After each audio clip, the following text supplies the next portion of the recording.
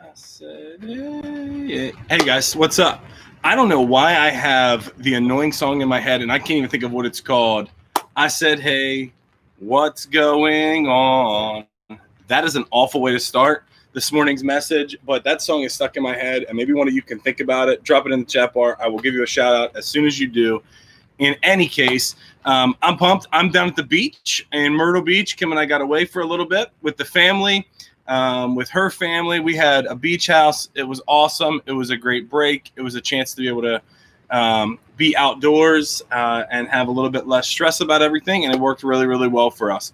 But it's actually a really good segue into what I want to talk about this morning. So this morning's message is titled Resting in Peace. But before I jump into that, I want to tell you about one quick thing. September 6th. If you are unaware, I want you to be aware. On September 6th, we are having a party to end Element, a party that is going to be our final Sunday. It's my last day. It's Element's last day. It's going to be a lot of fun. It's going to be good. It's from 10 to 11 in the morning. And we're going to do it outside in the parking lot at Mosaic. More details are going to be emailed out to you, sent out to you, but you can look up Mosaic Christian Church.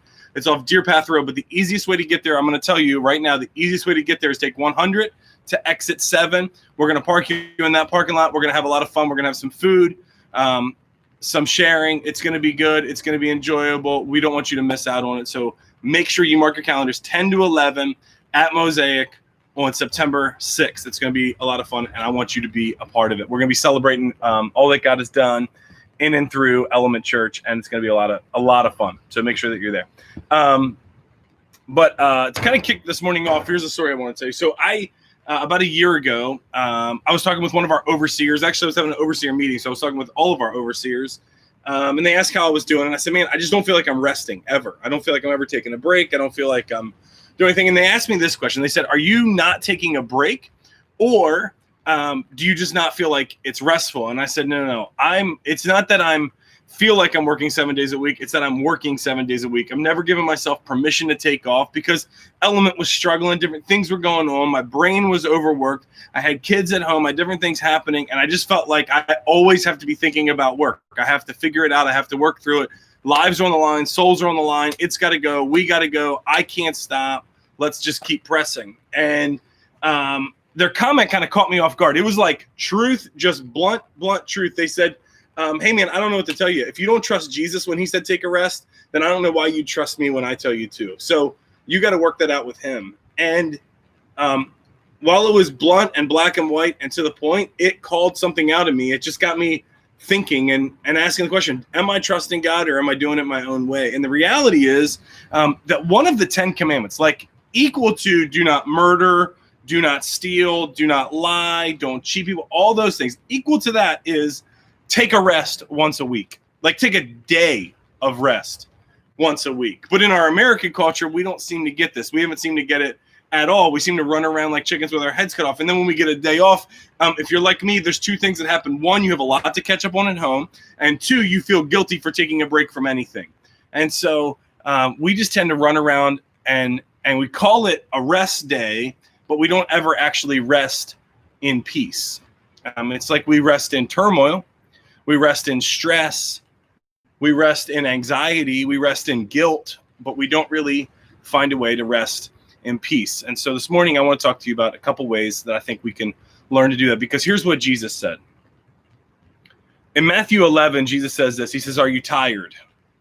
Are you worn out? Are you burned out on religion? Then come to me, get away with me, and you'll recover your life. I'll show you how to take a real rest. Walk with me, work with me, watch how I do it, learn the unforced rhythms of my grace. I won't lay anything heavy or ill-fitting on you. If you'll keep company with me, you'll learn to live freely and lightly. Here's the thing. I'd love that. I'd love that for me. I'd love that for you. I'd love that for my family, that when they're resting, they can do it guilt-free, shame-free, stress-free. They can rest in peace. And then if you go to the passage we've been studying in this series about how to deal with transition and the different things that are going on, here's what Paul says. He says, be full of joy in the Lord. I say it again, rejoice. Let everyone see that you are considerate and all you do. Remember, the Lord is coming soon. Don't worry about anything. Instead, pray about everything. We talked about that last week.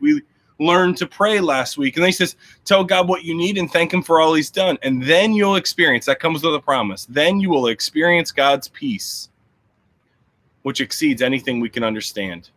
His peace is going to guard your hearts and your minds as you live in Christ Jesus. And then he goes into, now, dear brothers and sisters, one final thing. Fix your thoughts on what is true and honorable and right and pure and lovely and admirable. If anything's excellent, if anything's praiseworthy, then think on those things. That's what we talked about the first week, about how we focus our thoughts. Sometimes in the midst of transition, we get caught off guard by all the clutter and all the what feels like a cluster that we're in. And Paul challenges us to fix our thoughts on something, to focus our thoughts on something. So week 1, we learned to focus our thoughts. Week 2, we learned that when we're stressed, we can actually pray. We're not called to worry. We're called to pray.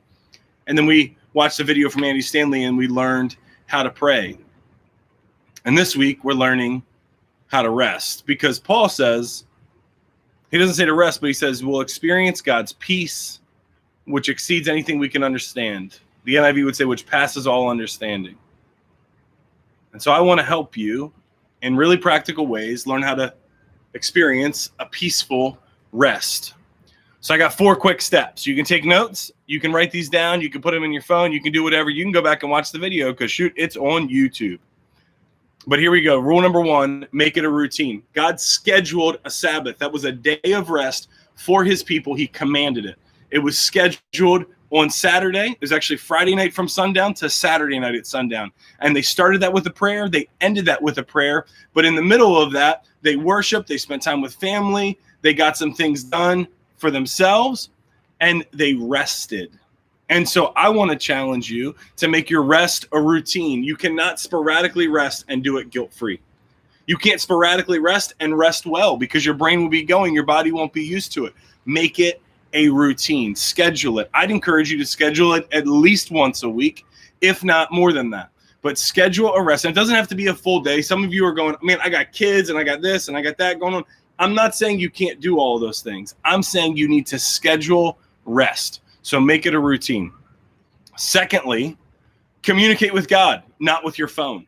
It is very easy to go mindless and mind-numbing by just picking up our phones and scrolling social media. That is not rest. In fact, that is going to ultimately be stressful. 1, multiple research studies have shown that being on your phone doesn't help you decompress anything. And 2, being on social media just runs all this crap through your mind and reminds you of all the things that stressed you out and all the stuff that you're not doing. You don't need to compare yourself to other people. You don't need to see what's going on politically. You need to take a break from all of those things and focus on something that actually matters. And so communicate with God, not with your phone.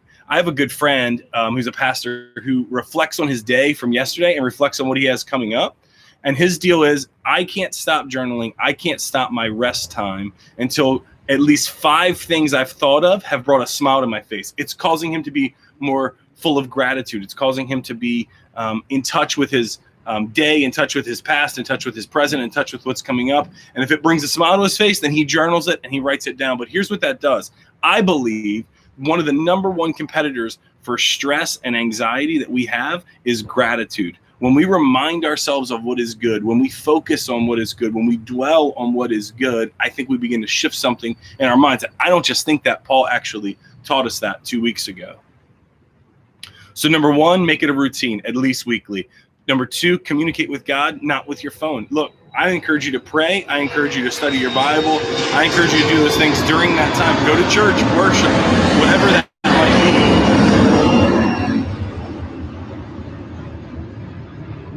American Airlines. I don't know what flight number, but it just flew over my head. But make it a routine. Communicate with God, not with your phone. Number 3, focus on life-giving things. Wayne Cordero, in his book, Leading on Empty, which, by the way, is an amazing book if you're looking for something to read and you're dealing with a lack of rest in your life.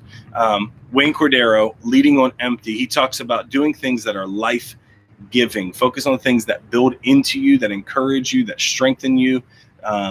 Things that you enjoy. So for some of us, this might be hanging out with our kids. For some of us, that might mean a break from our kids. For some of us, that may mean getting on a computer and playing some games and hanging out with people and putting on the headset and talking through the Turtle Beaches. For others of us, it might mean disconnecting from the computer because that's all we do 24/7 at work.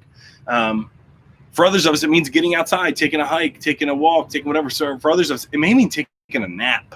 Like, what if God actually permits you to take a nap in the middle of the day when things are going on, stress is happening, there's more to be done, but you can rest?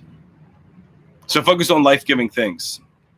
My encouragement in this is that it needs to be an uninterrupted hour.